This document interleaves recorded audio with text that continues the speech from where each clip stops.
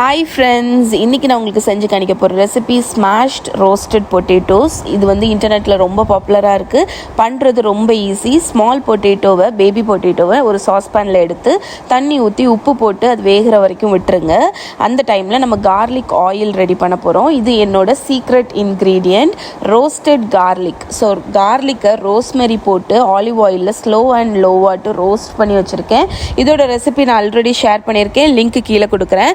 அந்த கார்லிக் அதுக்கப்புறம் அதே ஆலிவ் ஆயிலை அதில் ஊற்றி ஒரு ஃபோர்க்கை வச்சு நல்லா மேஷ் பண்ணிடுங்க. ஸோ இது வந்து உங்களோட ஸ்மாஷ்ட் பொட்டேட்டோட டேஸ்ட்டை வேறு லெவலுக்கு எடுத்துகிட்டு போகும். கொஞ்சமாக பாப்ரிக்கா பொடி, இல்லைன்னா சில்லி பவுடர், கொத்தமல்லி கீரை, உப்பு, அவ்வளோதான் நம்மளோட கார்லிக் ஆயில் ரெடி. இது ரோஸ்டட் கார்லிக் ஆயில். ஸோ இப்போ வந்து நம்ம பொட்டேட்டோ நல்லா குக்காக இருக்கும். ஒரு ஸ்டிக்கை உள்ளே விட்டு பாருங்கள், ஈஸியாக போச்சுன்னா ரெடி ஆயிடுச்சுன்னு அர்த்தம்.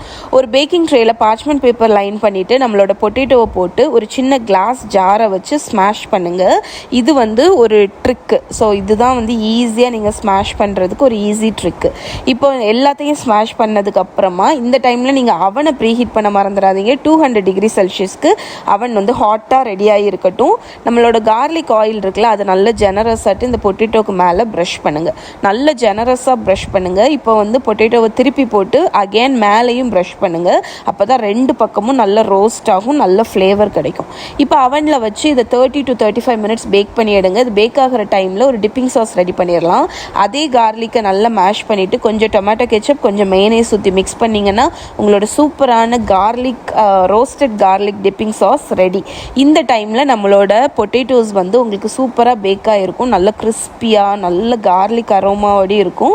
எவ்வளோ கிறிஸ்பியாக இருக்குது பாருங்கள், செம்ம டேஸ்ட்டாக இருக்கும். இந்த டிப்பிங் சாஸ் கூட சர்வ் பண்ணுறதுக்கு குழந்தைங்களுக்கு ரொம்ப பிடிக்கும். ஸோ இதை ஒரு பிளேட்டில் வச்சு உங்கள் டிப்பிங் சாஸை ஒரு சின்ன பவுலில் வச்சு நீங்கள் ஈவினிங் அவங்க ஸ்கூல்லேருந்து வந்ததுக்கப்புறம் சர்வ் பண்ணிங்கன்னா ரொம்ப பிரியமாக சாப்பிடுவாங்க. இதோட ஃபுல் ரிட்டன் ரெசிபி, ரோஸ்டட் கார்லிக்கோட ரெசிபி எல்லாமே கீழே இருக்குது, மறக்காமல் செக் பண்ணுங்கள்.